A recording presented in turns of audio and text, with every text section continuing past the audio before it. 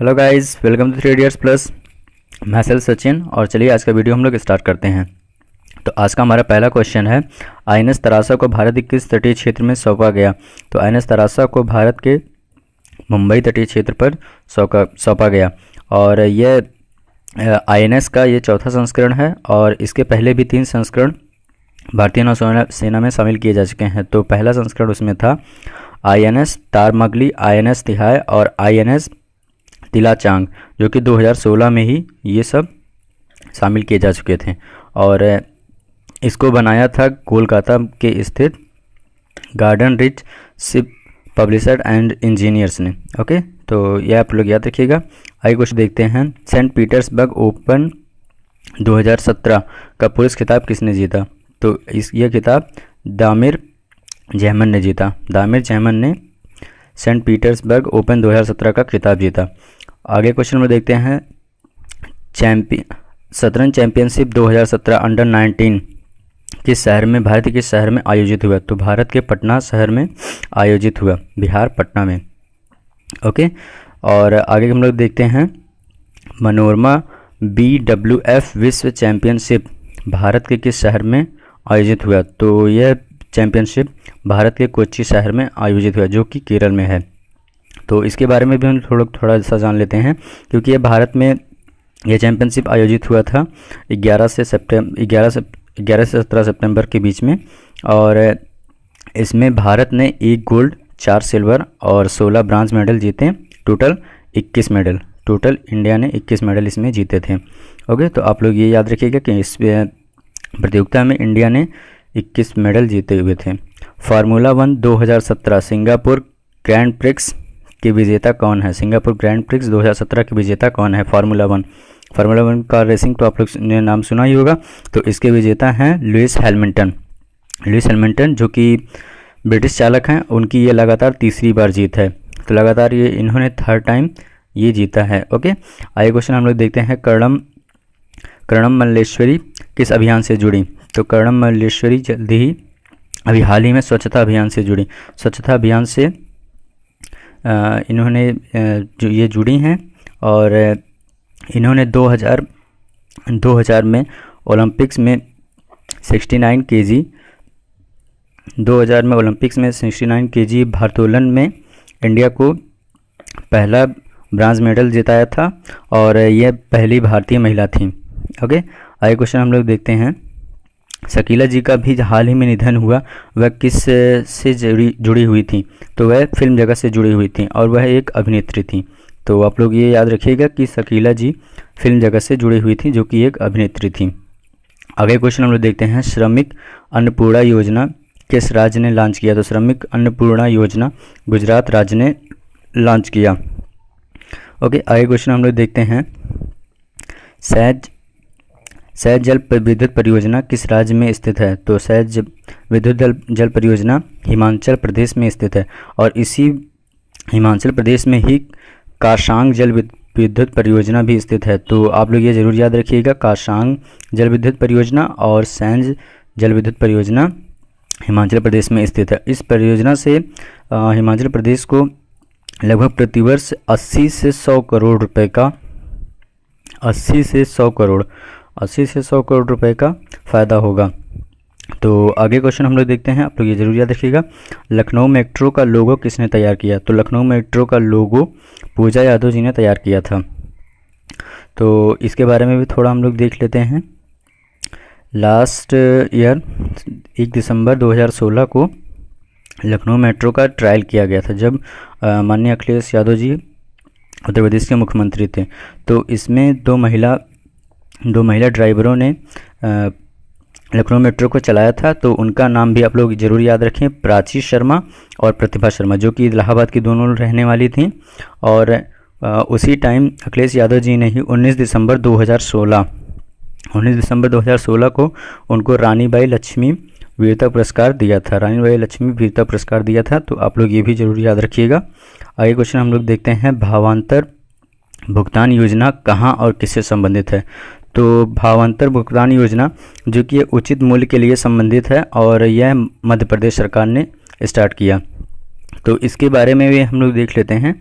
यह योजना मुख्य रूप से किसानों के लिए चलाया गया है, जिसमें किसानों को उनके वस्तुओं के लिए एमएसपी यानी कि मिनिमम सेलिंग प्राइस से कम मूल्य अगर जो वो लोग पाते हैं तो उस पर सब्सिडी जो है वहाँ की गवर्नमेंट देगी। ओके, आगे क्वेश्चन हम लोग देखते हैं, ज्ञानोदय योजना चलाई गई, तो ज्ञानोदय योजना झारखंड में चलाई गई।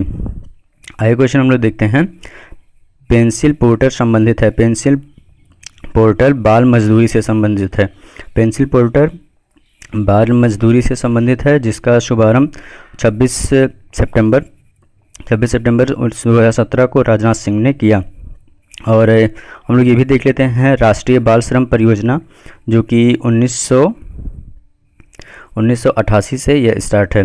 तो आप लोग इसका भी जरूर नाम याद रखिए, हो सकता है कि एग्ज़ाम में ये आपसे पूछ लिया जाए कि राष्ट्रीय बाल श्रम परियोजना वह कब से जारी है, तो 1988 से यह जारी है। ओके, आगे क्वेश्चन हम लोग देखते हैं, पांडा कंगारू 2017 किन दो देशों की सेनाओं के मध्य हुआ। तो जैसा कि आप लोगों को पता ही होगा कि चाइना में पांडा पाए जाते हैं और कंगारू ऑस्ट्रेलिया कंगारू के लिए प्रसिद्ध है। तो इन दोनों देशों के बीच में पांडा कंगारू 2017 सेनाभ्यास हुआ और इसमें दोनों देशों के 10 सेना के लोगों ने इसमें प्रतिभाग लिया और यह चाइना के याननान प्रांत में यह आयोजित हुआ। ओके, तो आप लोग ये भी याद रखिएगा, चाइना में दक्षिणी चाइना में यह आयोजित हुआ था। आगे का क्वेश्चन हम लोग देखते हैं, राष्ट्रपति जी ने स्वच्छता ही सेवा का शुभारंभ कहाँ से किया। राष्ट्रपति जी ने स्वच्छता ही सेवा का शुभारंभ कानपुर से किया। तो जो कि कानपुर के राष्ट्रपति हाल ही में बने हुए जो हमारे राष्ट्रपति हैं श्री रामनाथ कोविंद जी, वो कानपुर से ही संबंधित हैं, वो कानपुर के ही रहने वाले हैं। तो उन्होंने वहीं से स्वच्छता ही सेवा का शुभारंभ किया और वहाँ का उस जगह का नाम है ईश्वरीगंज। तो आप लोग ये भी याद रखिएगा, हो सकता है नाम पूछ लिया जाए, लेकिन कानपुर आप लोग याद रखिएगा, ये ज़्यादा महत्वपूर्ण है। ठीक है, आगे क्वेश्चन हम लोग देखते हैं, ऑपरेशन इंसानियत किस देश के लिए चलाई गई। तो भारतीय वायुसेना ने ऑपरेशन इंसानियत को बांग्लादेश के लिए चलाया, जिसके तहत वहाँ के जनता के लिए भारत ने खाद्य सामग्री और भी कई ज़रूरी सेवाओं के लिए वहाँ पर इंडियन गवर्नमेंट ने यह ऑपरेशन चलाया, ऑपरेशन इंसानियत। आगे क्वेश्चन हम लोग देखते हैं, स्लिनेक्स कहाँ पर आयोजित हुआ। स्लिनेक्स विशाखापत्तनम में आयोजित हुआ, आंध्र प्रदेश के विशाखापत्तनम में स्लिनेक्स आयोजित हुआ। तो यह किससे संबंधित है, तो यह इंडिया और श्रीलंका से संबंधित है। तो इंडिया और श्रीलंका के नौसेना अभ्यास इसके द्वारा किया गया और इसका यह 5वां संस्करण था, 5th संस्करण था और फर्स्ट टाइम जब ये स्टार्ट हुआ तो ये 2005 में स्टार्ट हुआ था। आप लोग ये भी याद रखिएगा, जब ये स्टार्ट हुआ था 2005। तो आगे क्वेश्चन हम लोग देखते हैं, बागान क्या है। बागान जो कि एक धार्मिक पर्यटन स्थल है जो कि म्यांमार में स्थित है। तो पहले तो आप लोग ये सबसे पहले याद रखिए कि बागान बेसिकली है क्या। तो बागान एक धार्मिक और पर्यटन स्थल है जो कि म्यांमार में स्थित है और ये यूनेस्को की विश्व धरोहर की सूची में भी शामिल है, लेकिन यहाँ पर ज़्यादा वहाँ की गवर्नमेंट देख रेख नहीं कर पा रही थी, तो इसी के लिए भारतीय गवर्नमेंट ने भी ये इसको देखभाल के लिए कुछ समझौते किए हुए हैं। तो आप लोग बस इतना याद रखिएगा कि बागान धार्मिक पर्यटन स्थल से संबंधित है, धार्मिक और पर्यटन स्थल से संबंधित है जो कि म्यांमार में स्थित है। आगे क्वेश्चन हम लोग देखते हैं, भारत का पहला उच्च शक्ति लोकोमोटिव इंजन किस देश से प्राप्त किया जाएगा। तो उच्च लोकोमोटिव इंजन फ्रांस से इंडिया प्राप्त करने वाला है और इसके बारे में भी हम लोग थोड़ा देख लेते हैं। तो अभी तक जो भी इंजन मालगाड़ियों की ढुलाई के लिए इंजन भारतीय रेलवे प्रयोग करती है, उसकी क्षमता 6000 हॉर्स पावर है। तो उसकी क्षमता आप लोग जान लीजिए 6000 हॉर्स पावर है, लेकिन जब ये फ्रांस से जब ये नई वाली उच्च शक्ति वाली लोकोमोटिव आ जाएगी तो उसकी क्षमता जस्ट उसकी डबल हो जाएगी 12000 हॉर्स पावर। तो आप लोग ये याद रखिएगा कि कहाँ से ली जा रही है, तो यह तकनीकी फ्रांस से ली जा रही है और इसके तहत 11 वर्षों में 800 ऐसे लोकोमोटिव्स बनाए जाएंगे जिनका फरवरी 2018 में पहला ट्रायल किया जाएगा और इसके तहत 800 बनाने हैं और जिसमें से 5 वहाँ फ्रांस से आयात किए जाएंगे। फ्रांस से पहले तो वो 5 आएंगे, फिर उसके बाद मेक इन इंडिया के तहत फिर इसे बाकी के 795 इंडिया में ही बनाए जाएंगे। आगे क्वेश्चन हम लोग देखते हैं, अंतर्राष्ट्रीय हिंदू सम्मेलन कहाँ हुआ? तो अंतर्राष्ट्रीय हिंदू सम्मेलन काठमांडू में हुआ, नेपाल के काठमांडू में हुआ। तो आप लोग बस इतना ही याद रखिएगा कि अंतर्राष्ट्रीय हिंदू सम्मेलन कहाँ हुआ। हाल ही में अंतर्राष्ट्रीय हिंदू सम्मेलन नेपाल के काठमांडू में हुआ। आपका ये आज का आपके लिए क्वेश्चन हो गया। जे वाई पिल्लई किस पद पर नियुक्त किए गए? अभी हाल ही में जे वाई पिल्लई को एक पद पर नियुक्त किया गया है, तो ये आप लोग को बताना है कमेंट में कि ये किस पद पर नियुक्त किए गए। ओके, एक और क्वेश्चन भी है आगे, अभी मैं उसको भी बताता हूँ। तो और आगे का हम लोग क्वेश्चन देखते हैं, मेट्रो इंडिया कंपनी किसने लॉन्च किया? तो metro India company NITI Aayog ने लॉन्च किया। तो metro India company NITI Aayog ने लॉन्च किया। आगे क्वेश्चन हम लोग देखते हैं, भारत की पहली हाइपर लूप ट्रेन कहाँ पर आएगी? भारत में पहली hyper loop train Andhra Pradesh government ला रही है। तो आंध्र प्रदेश गवर्नमेंट ने अभी हाल ही में अमेरिका की कंपनी से हाइपर लूप ट्रेन के लिए समझौता किया और यह ट्रेन विजयवाड़ा से अमरावती के बीच में चलाया जाएगा, जो कि अभी इस डिस्टेंस को कवर करने के लिए 1 घंटे का समय लगता है। तो इस डिस्टेंस को कवर करने के लिए अभी 1 घंटे का समय लग रहा है, लेकिन इस ट्रेन के आ जाने के बाद यह डिस्टेंस मात्र 6 मिनट में ही पूरी हो जाएगी। तो देखते हैं ये परियोजना इंडिया में कब तक आ जाती है, और अच्छा ही है। और आप लोग ये बस नाम याद रखिए कि हाइपरलूप ट्रेन सबसे पहले किस राज्य में आ रही है? तो सबसे पहले आंध्र प्रदेश राज्य में आ रही है और यह भारत की भी पहली ऐसी तकनीक वाली ट्रेन होगी। तो आगे क्वेश्चन हम लोग देखते हैं, म्यांमार के राष्ट्रपति का नाम क्या है? आप ये भी इसके भी क्वेश्चन का आंसर आप लोग दीजिए, म्यांमार के राष्ट्रपति का क्या नाम है? ओके, यह आज का हमारा दूसरा क्वेश्चन था। और आगे क्वेश्चन हम लोग देखते हैं, 2017 का राष्ट्र खेल कहाँ पर हुआ? 2017 में राष्ट्र खेलों का आयोजन गोवा में हुआ। आगे क्वेश्चन हम लोग देखते हैं, FIFA world cup under 17 FIFA world cup under 17 का में जो संगीत हुआ उसके कंपोजर कौन थे? तो उसके कंपोजर बहुत ही प्रसिद्ध प्रीतम जी थे। ठीक है, तो आप लोग ये याद रखिएगा कि संगीत जो इसमें हुआ फीफा वर्ल्ड कप अंडर 17 में, उसके कंपोजर कौन थे? तो उसके कंपोजर प्रीतम जी से। आगे क्वेश्चन हम लोग देखते हैं, ये book unstoppable my life so far इसकी लेखिका कौन है? तो इसकी लेखिका मारिया सारापोवा हैं। तो आप लोग ये याद रखिएगा इनका नाम कि अनस्टॉपेबल माई लाइफ सो फार किसने लिखा? तो मारिया सारापोवा ने लिखा। ओके, आगे क्वेश्चन हम लोग देखते हैं, भारत की ग्लोबल ह्यूमन कैपिटल इंडेक्स 2017 में कौन सी रैंकिंग रही? तो भारत की ग्लोबल ह्यूमन कैपिटल इंडेक्स में 2017 में भारत की रैंकिंग 103 रही। आगे क्वेश्चन हम लोग देखते हैं, हिट रिफ्रेश किसने लिखा? हिट रिफ्रेश माइक्रोसॉफ्ट के CEO सत्या नडेला ने लिखा। हिट रिफ्रेश माइक्रोसॉफ्ट के CEO सत्या नडेला ने लिखा। आप ये लोग जरूर याद रखिएगा, या भी हाल ही में मैंने लिखा है, तो इसके किताब के आने के चांसेस बहुत ज़्यादा हैं, तो आप लोग ये याद रखिए।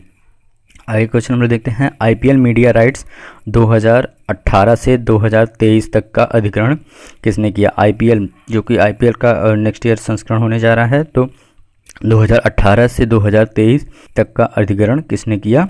तो स्टार मीडिया ने इसका अधिग्रहण किया, इस राइट्स का अधिग्रहण किया है। आगे क्वेश्चन हम लोग देखते हैं, भारत का पहला पशु चिकित्सालय कानून केंद्र किस विद्यालय के परिसर में स्थापित किया गया? तो भारत का पहला पशु चिकित्सालय कानून केंद्र, यह कानून केंद्र नालार यूनिवर्सिटी में स्थापित किया गया। आगे क्वेश्चन हम लोग देखते हैं, वोन हिप्पल अवार्ड 2017 किस भारतीय को मिला? वोन हिप्पल अवार्ड 2017 CNR राव को मिला। तो आज का तीसरा क्वेश्चन हो जाएगा कि CNR राव को कौन सा इनको पुरस्कार मिला हुआ था? इसके पहले इंडियन गवर्नमेंट ने दिया था, और यह पुरस्कार पाने में इनके साथ और कौन थे? ओके, और वोन हिप्पल अवार्ड अमेरिका के द्वारा दिया जाने वाला यह रसायन के लिए बहुत ही सर्वोच्च पुरस्कार है। तो इसके तहत इनको 29 नवंबर 2017 को बोस्टन में यह पुरस्कार दिया जाएगा और वोन हिप्पल अवार्ड 1976 से दिया जा रहा है। ओके, आगे क्वेश्चन में देखते हैं। अग्निहोत्री अक्किनेनी नागेश्वर राव ANR राष्ट्रीय पुरस्कार किसे मिला 2017 का? तो यह पुरस्कार SS राजमौली को मिला और यह पुरस्कार उपराष्ट्रपति माननीय वेंकैया नायडू जी ने इसे प्रदान किया।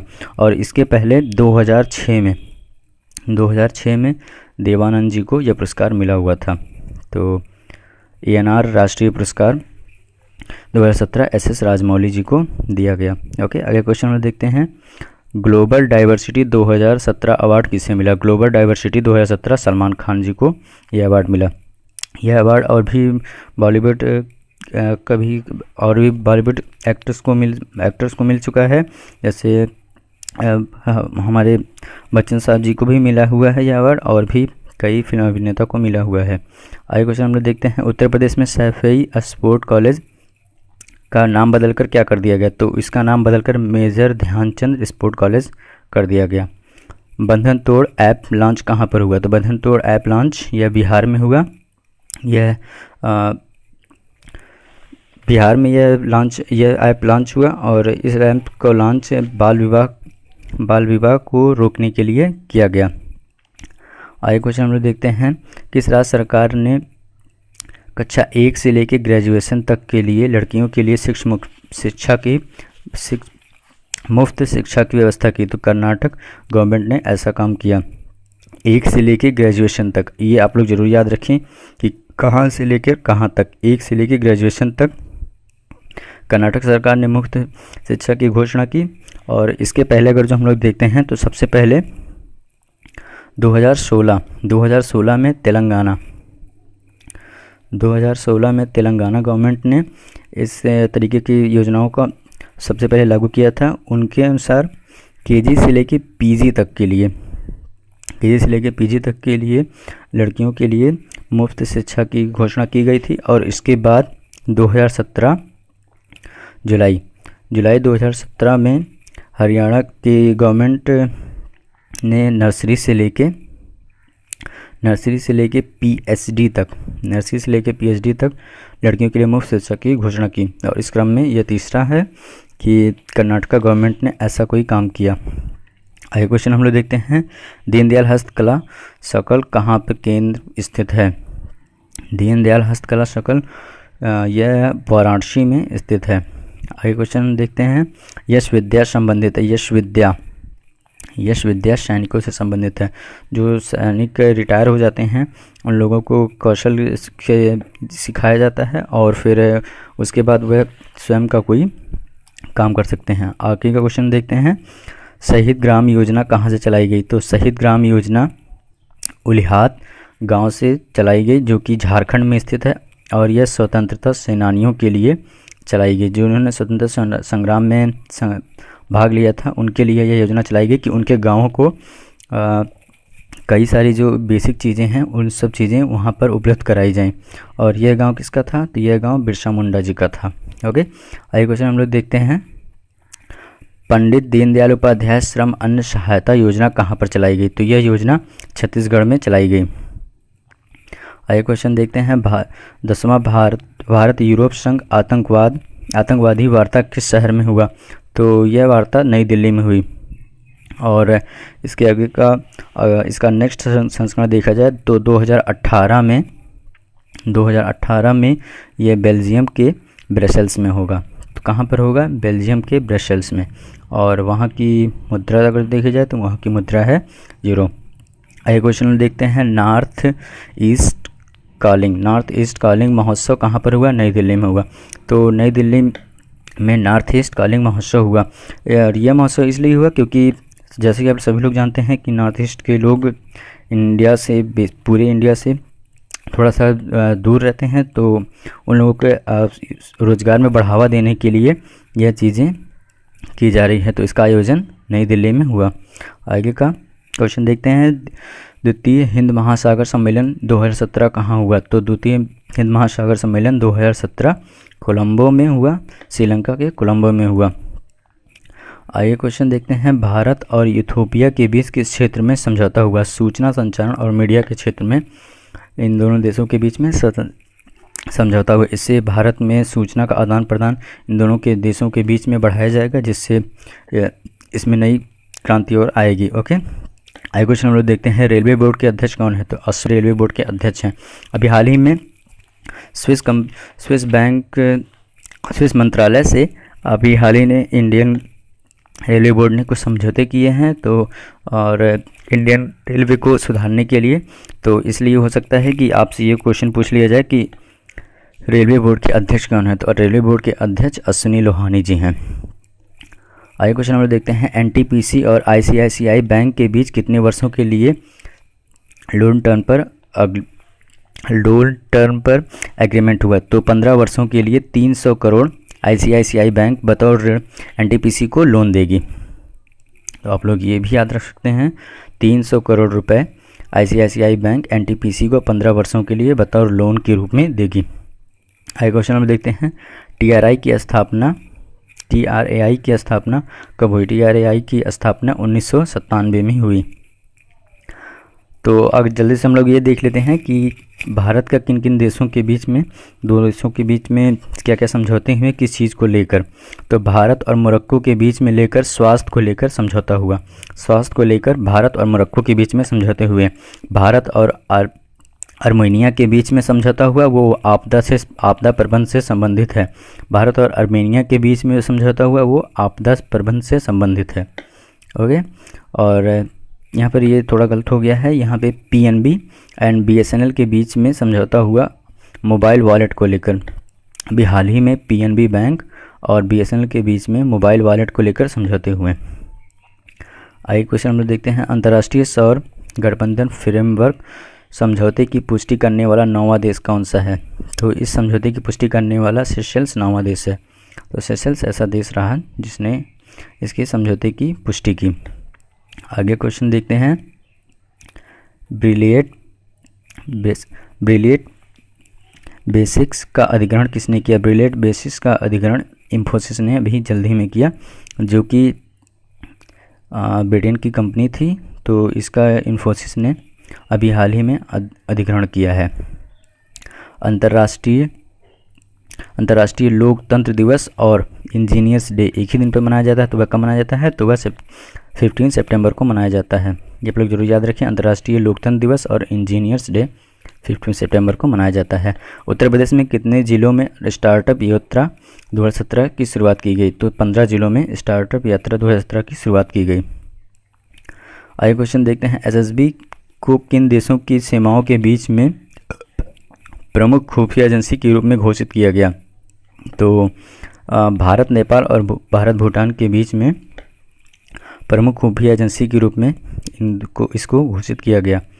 और विश्व की सबसे महंगी कॉफ़ी कौन सी है? तो विश्व की सबसे महंगी कॉफ़ी सीवेट कॉफ़ी है। और इसके ये क्वेश्चन इसलिए आ जा रहा है क्योंकि अभी हाल ही में भारत के कर्नाटक में, जो कि कर्नाटक आप लोग जान ही रहे हैं, का सबसे ज़्यादा कॉफ़ी का उत्पादन कर्नाटक राज्य में होता है। तो कर्नाटक राज्य में इस कॉफ़ी को उगाए जाने के लिए हाल ही में मुहिम चलाई जा रही है और वहाँ पर ये स्टार्ट किया जाएगा इस कॉफ़ी को उगाने के लिए। तो इसलिए हो सकता है ये पूछा जा सके कि विश्व की सबसे महंगी कॉफ़ी कौन सी है? तो सीवेट कॉफ़ी है, जिसका मूल्य लगभग 25 से 30 हज़ार रुपये प्रति किलो है।